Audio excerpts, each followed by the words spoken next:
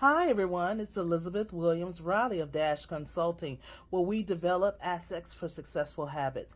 I am so glad to be back with you once again and sharing some of these dashing moments that I have encountered.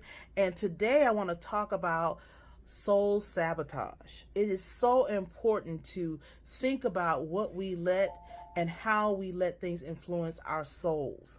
The greatest threat to our soul is often someone who has an empty soul and is searching to get the things that are not there and that they're missing in their life, whether it's love from their father, their mother, or a family member, whether it's attention or affirmation or some opportunity. Maybe they're lacking or didn't grow up with financial resources, whatever that is in their soul that they are seeking on a mission to search for, can cause them to treat people differently. Whether it's the lack of ambition or confidence or drive, and if they see it in you, or they feel threatened by what they see in you, they can work towards sabotaging your soul. Don't let someone else's mission to make up for lost time or to fill voids in their lives or to handle or deal with their unexpressed emotions damage your soul. These types of folks are often found all around us. They're in our workplaces, they're in our schools, and they're often in our homes and communities. Yes, I said our homes and our communities. The workplace, it shows up as a boss sometimes, or even your colleagues, where they come to the work environment with that emptiness, and it's lived out and expressed through the way that they treat others, how they lead, how they interact. And it's important to recognize and acknowledge what is happening before your own very eyes without allowing it to attack or to sabotage your own soul. I said yes to home, our spouses, our loved ones, our partners. It could often be in family members, siblings, or even sometimes our children. So, this idea of what is happening or the emptiness that's getting created by our own attitudes and behaviors, or what we leave, the voids that we leave in the hearts and in the minds of those that we are responsible for, ultimately can lead to the sabotaging of someone else's soul when we don't do our due diligence to fill the lives of those we're responsible for with positive energy and good vibes. It's so important to remember that.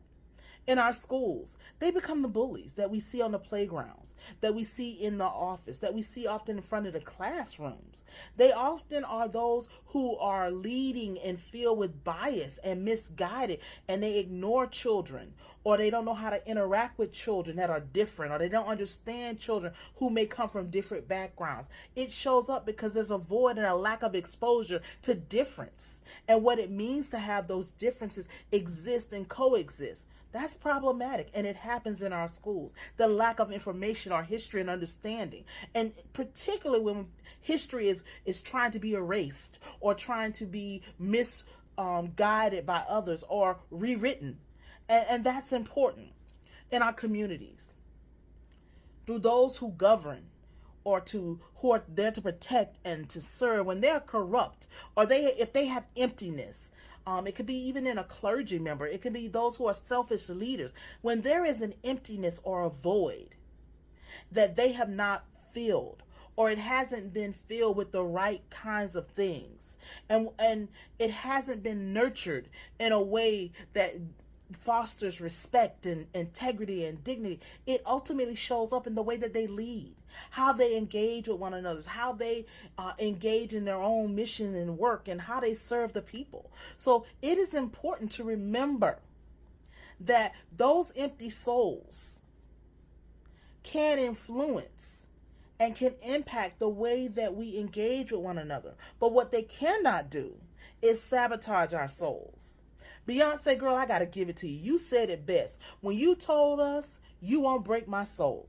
We all need to embrace that. We need to listen to that, and it needs to be a daily affirmation, because sabotaging one's soul can be done unintentionally. It can be an unconscious effort and not often recognized, particularly by those who are in need to fulfill that void or that emptiness that they have. But we have to be mindful and thoughtful as we encounter these individuals. Don't let anyone sabotage your soul. That's the greatest threat that we have out there right now. It's Tell the Truth Tuesday. This is the truth. Stay tuned for more. Check out D.A.S.H Consulting. Follow me on Instagram, Facebook. Look for me on LinkedIn. We're always going to give you the truth.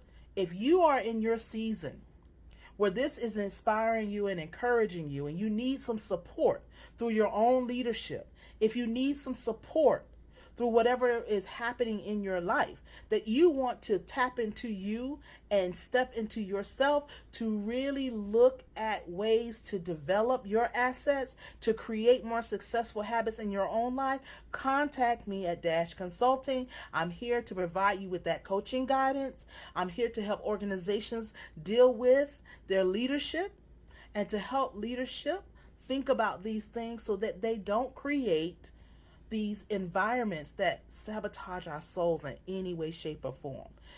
The same is true for community organizations and schools. Looking forward to continuing this work. It's a journey that we're all on together, and we are going to make a dashing life and have dashing moments, and this is just one of them. See you next time.